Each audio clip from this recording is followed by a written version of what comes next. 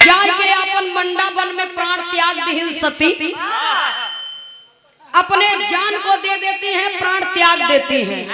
मामा मारीच उनकी प्रतिमा बना करके पूजा करने लगा। वो मुंबई के नाम से जाना जाने लगा। आज बॉम्बे की धरती पर मुंबा देवी की मंदिर है।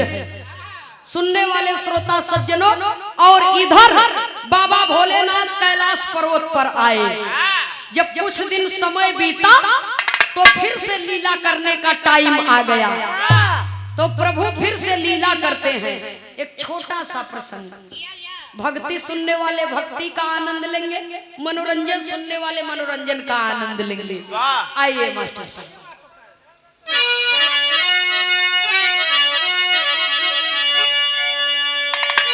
भोले बाबा यही विचारी, चलिभ निरप दशरथ के द्वारी, भेष मदारी का शिव आपन लिए बना।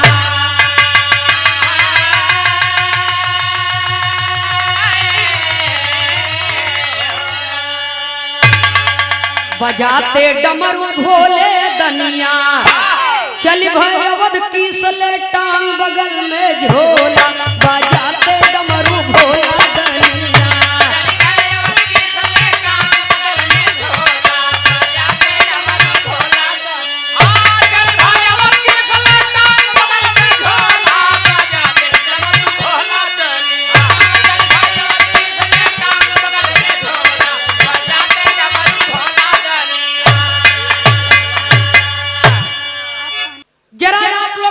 समझ ले। हम बात के समझावे से पहले खुद समझ लेवे चाहिए था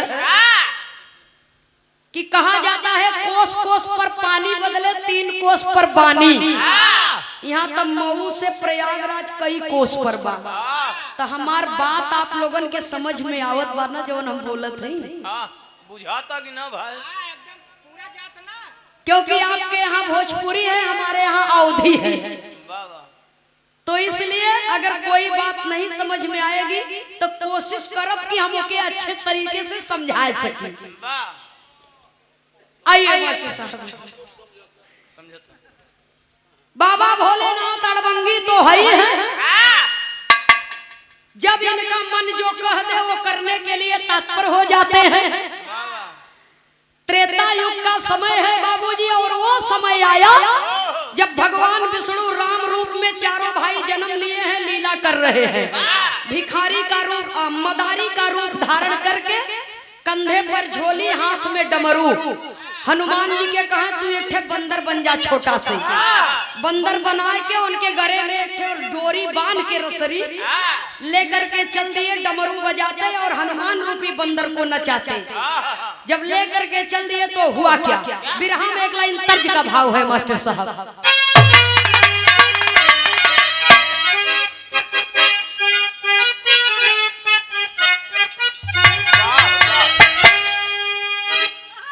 तर्ज की लाइन वही है, अरे नजर लागी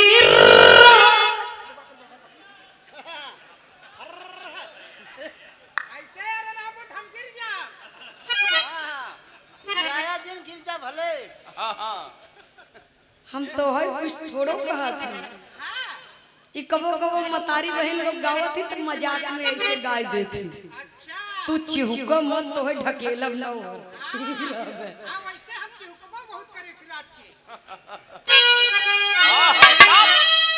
नजर लागी राजा तोरे बंगले पे, बिरहा में भाव है, कहना है अरे डमरुआ हो शिवजी डिम डिम बाजा।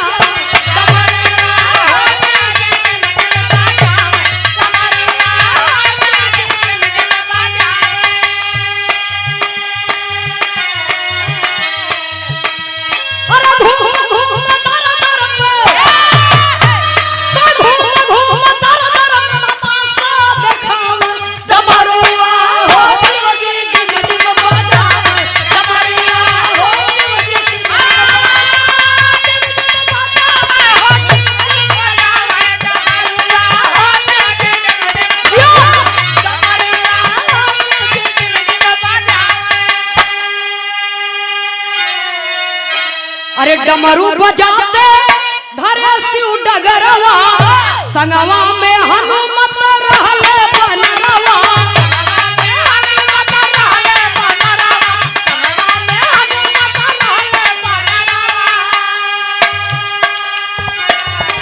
अरे बंदर के नाच मन तो बंदर के नाच मन सब ही के भाव डमरुआ हो शिव जी डिम डिम बजावे।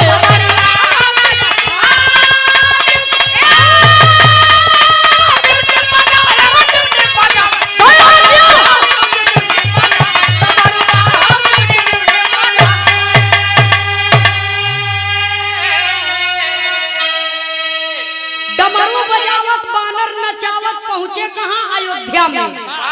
तो हुआ क्या, बिरहा में एक लाइन तर्ज है, बिरहा जगत में ये गीत निकली। आरा जिला भोजपुर बक्सर के आगे पटना बतावा ड्राइवर बाबू किराया लेब कितना।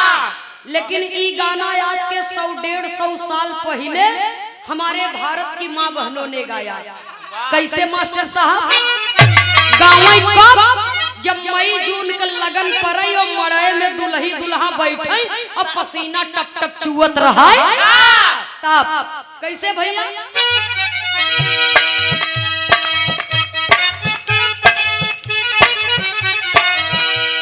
सास बोले कड़वई बोली, सास बोले कड़वई बोली, सरहद बोले नरम, तनी हटके बैठा है दुल्हन के होले गर्मी, तनी हटके बैठा है दुल्हा। ये बदे कहत हई पावर ब्रेक का ध्यान दे रहा, टाइम कम बिरहा में भाव बा बराबर लगी रहे, चिंता मत कर। आवा भाई खेल देखिए, आवा भाई खेल देखिए, अच्छा खेल दिखाई बाई है डमरू बजा बजा के। ई बंदर आज नचाई गई हो डमरू बजा बजा के, है बंदर आज नचाई गई हो डमरू।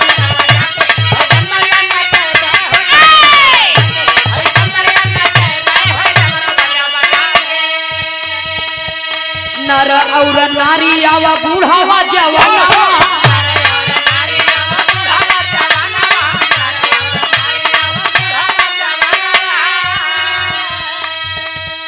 चावल दाल लेके आवा पैसा या पिसनवा,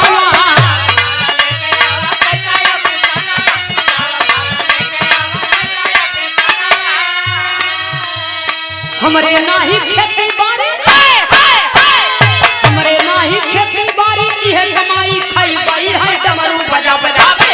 ई बंदर आज नचाई बई हो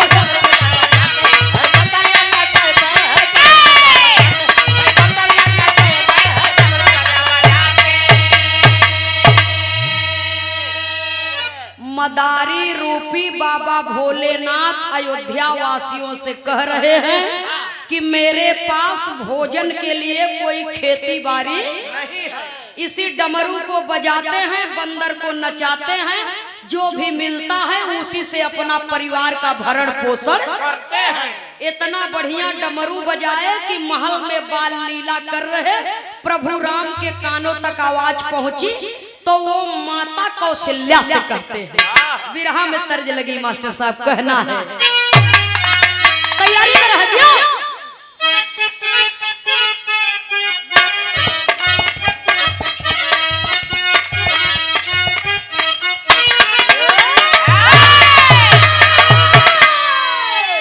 लागली बजरिया गमपुर हो, हीरा रतन बिका, लागली बजरिया गमपुर हो, हीरा रतन, लागली बजरिया गमपुर हो, हीरा रतन बिका। अरे चतुर चतुर करे सौदन हो, मूर्ख खड़ा पछताए। मास्टर साहब कहना है गाने के अंदर, माँ कौशल्या जी से प्रभु राम बाल हट कर लिए, और 3 हट ये दुनिया में बहुत कठोर होता है। कौन कौन राजहट बालहट तिरियाहट। बालहट कर लिए तो हुआ क्या? प्रभु बोले माता से बयानवा न हो सुना बतिया हमारा। प्रभु बोले माता से बयानवा न हो सुना बतिया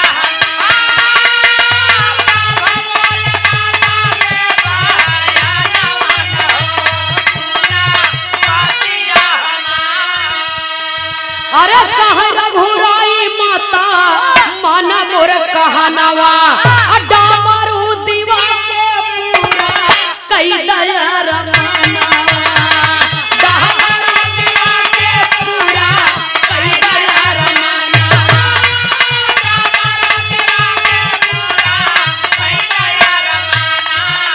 अरे नहीं हम करब न भोजनवा न हो सुना बतिया हमार। माई कौशल्या कहा बेटवा कोई के पेट पर लात मारे के न चाहे लेकिन हट कर लिए तो माँ समझाती है अपने बेटे को। मान जा लाल के था मैं दवा झुआ खांची में दूध धराला। गजब आदमी हुआ भैया। हाँ ऐसे कहा ना। माई कौशल्या समझा रही है। गाना करीब में है, कवि को संकेत करना पड़ा।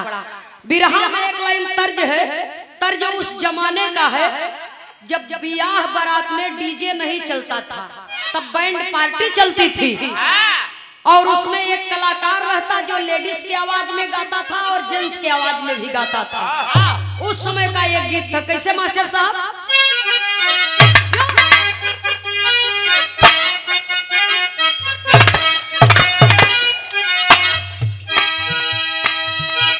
ले जाएंगे दिल वाले दुल्हनिया ले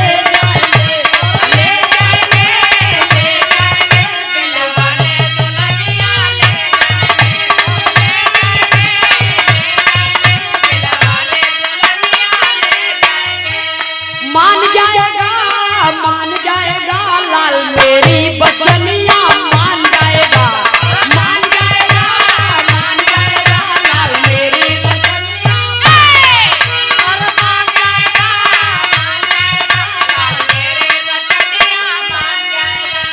छान जाएगा लाल पूरी चटनिया छान जाएगा।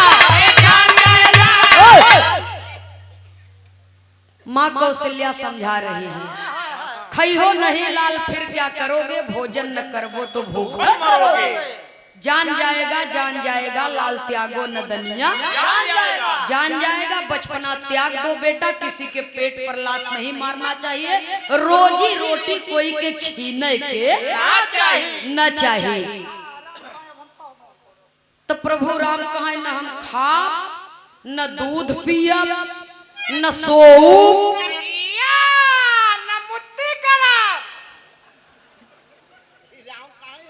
राम कहत रहे हाँ इनके मौसी की लड़का रहे कहे होई भाई लड़कपन में। सुनने वाले बाबूजी जब जिद पकड़ लिए माँ कौशल्या समझ गई कि अब ये मानने वाले महाराज दशरथ जी के पास में खबर गई। उस समय दरबार में श्रृंगी ऋषि वशिष्ठ मुनि जी नारद जी भी बैठे थे। सब लोग पहुंचे मदारी रूपी बाबा भोलेनाथ के पास में और अपने बेटे को डमरू देने के लिए मनाने लगे। और जब मनाने लगे तो हुआ क्या? एक पारंपरिक गीत है। कैसे मास्टर साहब?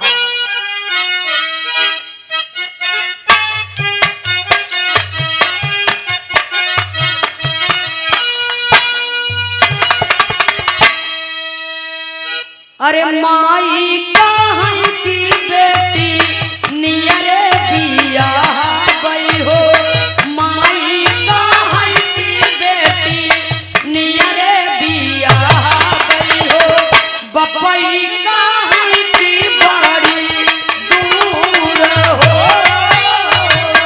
माई कहाँ की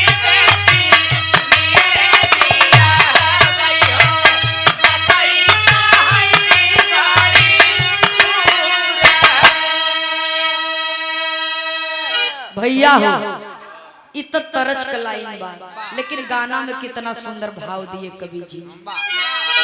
अरे बोले हम दशरथ माँ दारी डमरू हो, बोले हम दशरथ माँ दारी डमरू हो, देवई की बतिया चुकाय हो।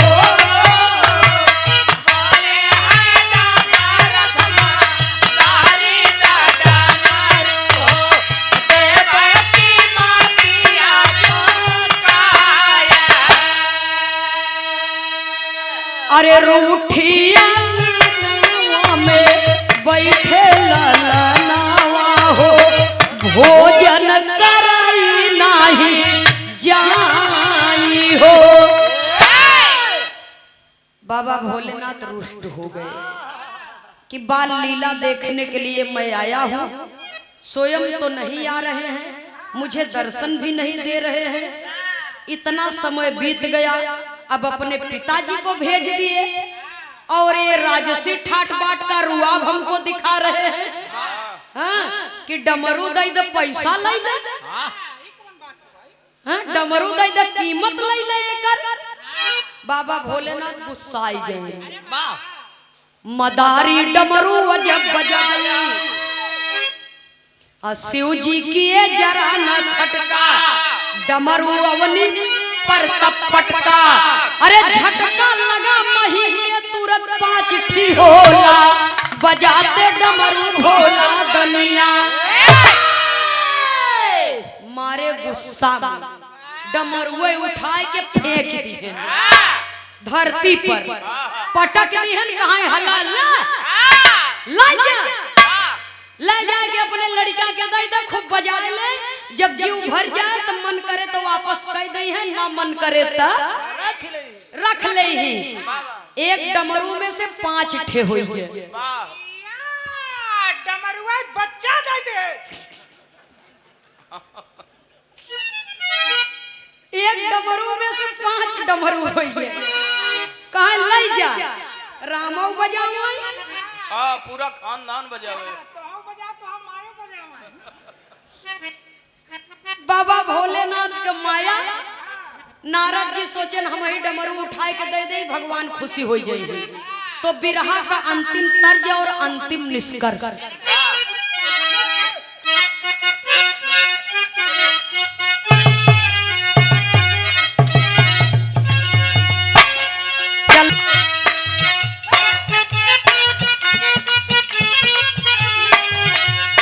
दशरथ वशिष्ठ और श्रृंगी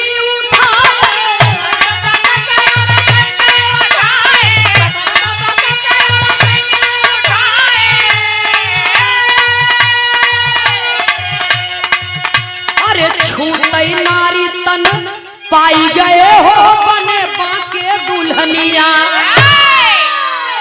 नारद जी, महाराज दशरथ जी, श्रृंगी ऋषि जी, वशिष्ठ मुनि जी, ये सब भोलेनाथ के माया जाल में फंस गए। जब पुरुष से स्त्री हो गए, हाँ, स्त्री देखे है कभी? हाँ, स्त्री का कौन सा भाग चिकना होता है इन्हें खूब मालूम है। वो कपड़ा प्रेस करे वाला प्रेस है, वो स्त्री नहीं।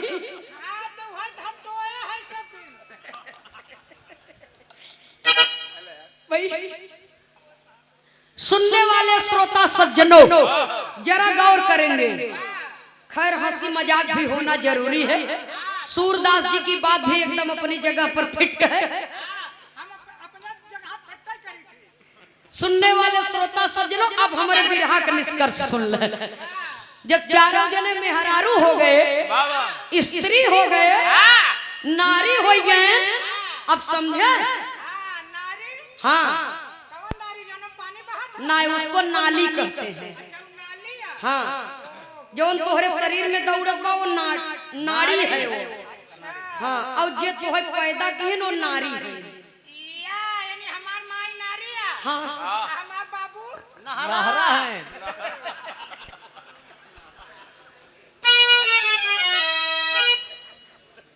तोरे बाबू को ज्यादा पानी आवत।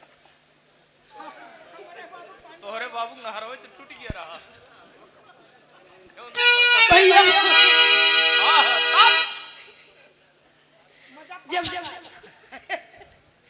जब चारों जने स्त्री हो गए तो देखत हन हम सब कैसन हो गए। पहले कैसे रहे अब कैसे हो गए। ई बदलाव इतना कैसे हो गया।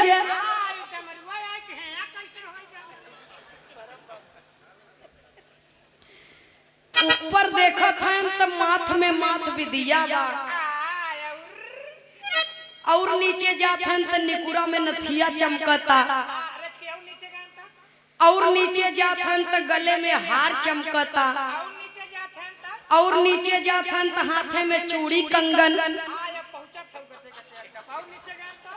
और नीचे जात हन तो कमर में करधन बा और नीचे देखो तो पूरा नेटवर्क गायब बा। पूरा का पूरा कल ऊर्जा चेंज है। अर्थात पुरुष से स्त्री हो गए, लज्जित हो गए, शर्म के मारे अपना सर झुका करके खड़े हो गए। पब्लिक में हल्ला हो गई, सब लोग बाबूजी मजाक करने लगे, हंसी उड़ाने लगे। तो एहर प्रभु राम सोचत हैं कि जल्दी से डमरू लेके हम ही बजाए दे तो हुआ क्या। अंतर के लाइन में मास्टर साहब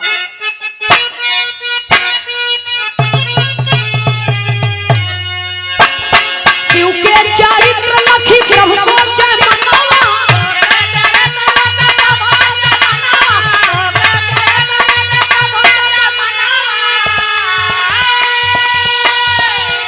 डमरू उठा कर बजाए दिए हो बने बाके दुल्हनिया।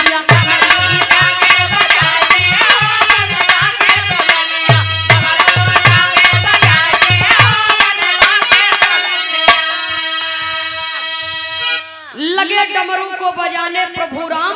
तो जब दो शक्तियों का मेल होता है तो अनोखा खेल होता है। बाबा भोलेनाथ कहा हम दैदा अब हम जाइए अपने घरे, हमार मेहरारू लड़का इंतजार करत हुई है। मारे गुस्सा में बाबूजी राम भी उस डमरू को धरती पर फेंक दिए। एक बार बाबा भोलेनाथ पटके थे तो 5 ठी हुआ था और दूसरी बार जब राम उस डमरू को पटक दिए तो 5 फिर हो गया। 5 दूना 10 हो गए। कहा हेमंत से जौन तुहार असली हो लेके जा, हमको मार दंगा आपसे नहीं करना है, जो आपका हो आप लेकर के जाइए। तो हुआ क्या, डमरू उठा बने शिवलू गैया।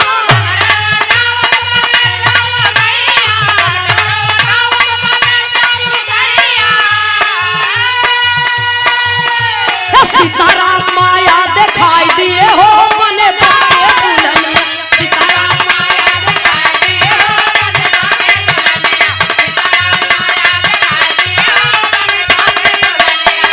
सीताराम माया दिखाई दिए हो मने बाके दुल्हनिया।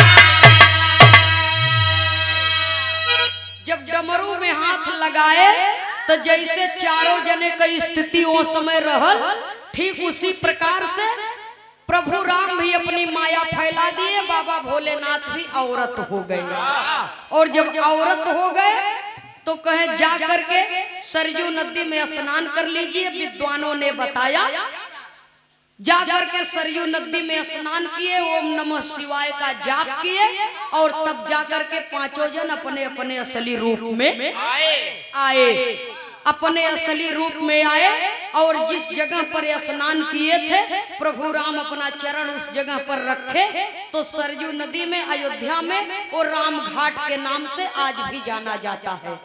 और जो हनुमान जी बंदर बने थे उन्होंने कहा कि प्रभु मैं आपके साथ में कोई मजाक मस्ती नहीं किया, न ही कभी जीवन में करूंगा।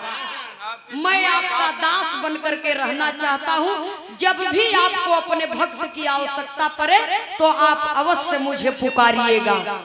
वही जब बाबूजी राम का वनवास हुआ था, सीता का हरण हुआ था, तो सीता को पता लगाने के लिए वही हनुमान जी को बुलाए राम, क्योंकि उन्होंने वचन दे चुके थे कि मुझे जब भी आवश्यकता पड़ेगी तो मैं आपको याद करूंगा। तो हनुमान जी के द्वारा वो रावण की लंका पर चढ़ाई किए और हनुमान जी के सहयोग से रावण पर विजय प्राप्त किए, लंका को जराए। जो लंका शिव और पार्वती जी ने रावण को दान दिया था। वाह। इसीलिए कहा जाता है बाबूजी कि भक्त बिना ये कुछ भी नहीं है, भक्त है इनकी जान भगत के बस में है भगवान। दुनिया चले न श्री राम के बिना, श्री राम न चले हनुमान के बिना। भगवान सदैव भक्त की रक्षा करते हैं, लेकिन कभी कभी भक्त की जरूरत भी भगवान को पड़ जाती है। आखिरी लाइन में खानदान के परिचय के साथ में कवि को संकेत करना है।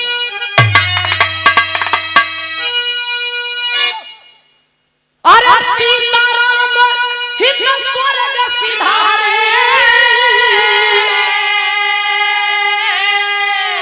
अशोभनाथ कवि गीत सवारी। अरे राम बजाते डमरू भोला दनिया, ए बाबू बजाते डमरू भोला दनिया। नंदनी खेमराज कहे, नंदनी खेमराज भक्ति के ओर न होला, बजाते डमरू भोला दनिया।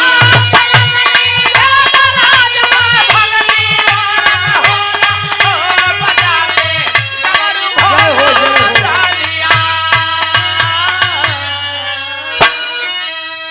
बहुत बहुत सादर धन्यवाद।